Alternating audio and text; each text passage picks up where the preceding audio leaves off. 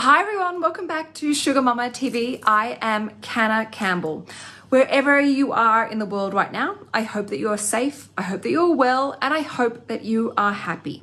A very quick shout out to my two Instagram accounts, the Sugar Mama TV one for your daily dose of financial inspiration and motivation, and of course your central point to be able to access the podcasts, the YouTube videos, my IGTV, and of course my blog posts, and of course the Sugar Hit. So make sure you're following me there.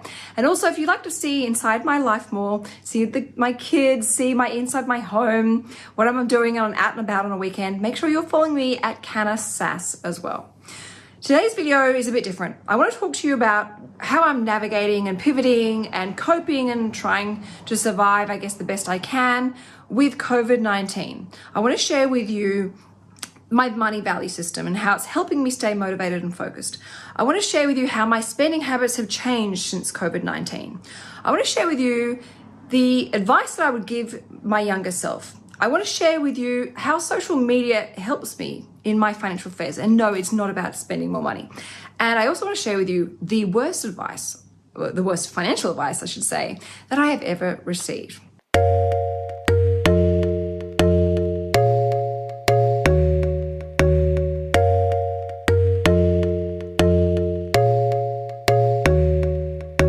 All right, first thing I want to share with you is my money value system. By understanding your money value system, it really helps, I guess, deal with sacrifices and exercising self-control when it comes to working on your financial goals. You don't feel like you're going without or depleted or deprived when you remind yourself of your value systems. Now, my value system when it comes to money is time and choice. Having time to myself, having time with Tom, having time with my family, having time with my friends. Having that time is really, really important to me. The more time I've got, I feel like the healthier and happier I am. And the way I can create more time for myself is taking off financial stress and pressure, and of course, building up passive income streams so that I choose to work because I want to, not because I have to, and I get more time back in my life. So when I remind myself of my value system, which is time and choice, when it comes to saying no or saying we're going to put that on hold for a little bit, or we're going to maybe do less of that, or we're simply not going to do that because it means we're going to be getting closer to achieving our financial goals and dreams, it makes it so much easier. And I do it with pleasure and smile and a sense of, I guess, harmony, knowing that I'm living a life that's aligned to my value system that makes me feel authentic and makes me feel genuinely happier in life. Now, I recommend trying this out for yourself if you haven't done it before. Find out what your money value system is all about. The second thing I want to share with you is how my money habits have changed from COVID-19.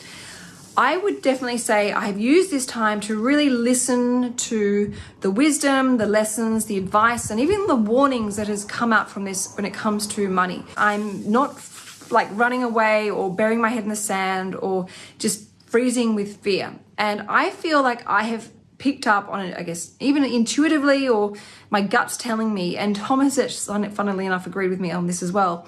And that is to use this as an opportunity to really step up, taking control in building financial security for our family.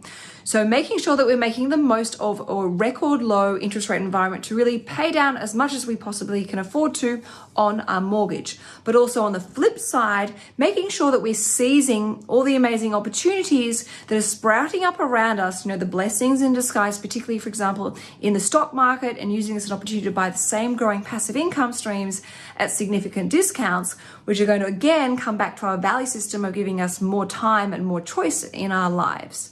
So my advice to you right now is if you are struggling and working out what to do, try and sit down and listen to what the world is trying to tell you right now. Things that you need to be doing to create more financial security and financial happiness in your life. I think you'll be amazed as to what the world is trying to tell you that you need to do. Whether it be it's telling you to do a budget now, or to build up some emergency savings, or to get on board with investing, or to finally fix up your superannuation. Try and listen for the lesson, the wisdom, and even the warning so that you don't need to worry anymore. The third thing I want to share with you is actually the advice to my younger self. And that advice, and I'm being really honest here, would be forgo the lifestyle goal of desperately wanting a home. I know at the time that represented being like a single sexy like bachelorette in Sydney, but the reality is it actually is a bit of a financial handicap quite often when you own your own home, because you have to carry and you're burdened with all the ongoing expenses of owning your own home. You've got to not only pay the interest, which is very, very expensive, you've got strata levies, you've got council rates, you've got water bills, you've got all the wear and tear. But when it comes to renting, you have like a lot lesser costs involved. If something breaks, you call your landlord or property manager. You don't have to pay strata levies. You definitely don't need to pay special strata levies, which can be frightfully expensive and catch you out by surprise.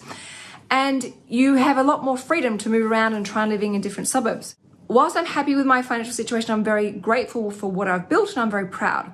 I can say with my hand on my heart and with complete honesty to you guys, my financial situation would be a lot better and a lot stronger, and I think I would potentially even be retired by now if I had used all that surplus cash flow to just focus purely on growing my passive income stream. So what I'm trying to say to you right now is, if you've been told you're supposed to go and buy a home, that's what you've been told to do because of society pressures, and it doesn't feel right to you, that's okay.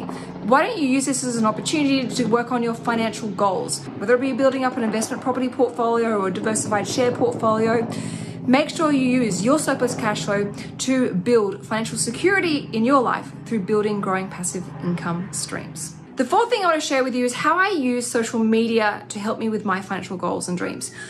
Social media gets such a bad rap. We're told to get off it. We spend too much time on it. We, shop on it. We waste money. We do mindless spending. But it's really who you choose to follow.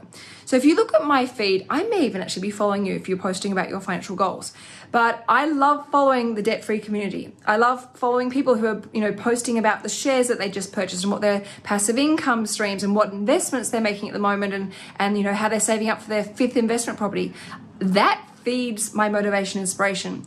I don't find myself going down a garden path and shopping and feeling like I don't have that handbag or I'm not fashionable enough. I feel like it's so much more aligned to my value system. So if you want some ideas as to who is really inspiring and motivating to follow, why don't you go and check out my Instagram account and see who I'm following. And if you want me to follow you back, make sure you're tagging about your financial goals, make sure you're tagging me so I can see what you're doing and I can become your own financial cheerleader. The last thing that I want to end with is the worst financial advice that I have ever received. And I remember hearing this, and I was sitting at a dinner party, and it was an older person telling me, and I know they meant well, but it was the most foolish advice I'd ever heard. And this person told me, I think they were in their mid-60s, and they said to me, the true way to build financial wealth for yourself, and that is to upgrade, upgrade, upgrade. The moment you've got into your first place, live in it, and then when you're ready, it's grown enough in value, sell it and then move on to a bigger place. And what this person was basically telling me is to get deeper and deeper and deeper into debt and get a bigger and bigger and bigger mortgage, and essentially prescribed to the keeping up with the Joneses, going from a one-bedroom apartment to a two-bedroom apartment, a two-bedroom apartment to a two-bedroom house, from a two-bedroom house to a three-bedroom house, from a three-bedroom house to a five-bedroom house with a swimming pool. And you're just on this vicious cycle going round and around and around, where all your money is going constantly directed towards dead money, which is interest. And you're never actually freeing up your cash flow to be able to diversify or acquire real, authentic financial assets, like shares, like growing passive income streams, even, an investment property portfolio. It was very well intended, but it was the worst advice possible because at the end of the day, I don't want to wake up at age 60 and go, great, I've got a great big home, but nothing else anywhere else. And what am I going to live off other than a little bit of superannuation, which will not be enough? That just seems like madness. I would much rather take it slow and steady. If I want to buy a home, I do it in the right mindful way. But I always, always, always prioritize into my budget and my financial goals the inclusion of growing passive income streams. And within that is also an additional contribution to my superannuation accounts and of course Tom's superannuation accounts, so that we know that we're on top of our affairs. We know that we're doing the best job that we can do. Now, I really hope that if you're watching this right now, you feel a little bit of sense of calmness. You have a bit more of a sense of direction, some sense of advice and what to do to help, reduce and remove the financial stress in your life right now. Write down what's stressing you. Work on what your money value system is all about. Try and back it up with the right action so that it's positively aligned. Have goals along the way. Make sure you're feeding your social media with inspiring content that makes you want to keep going and inspires you to dare and dream more all the time. And of course, not to give up, not to even think for a second of throwing the towel in. Because as frightening as this is and as dynamic as it is, changing every second of the day, we will get through this. It will pass. And you want to make sure that you look back in time and go, I'm so glad I listened to Canna's advice and I took the right action back then, because I'm so grateful for what I have created today. All right, everyone, thank you so much for watching. As I said, I hope that you are safe, I hope that you are well, and I hope that you are happier or happier after watching this video. Please make sure you have subscribed. Of course, make sure you go and check out both Instagram accounts and you're following me on both accounts. All right, everyone, ciao for now.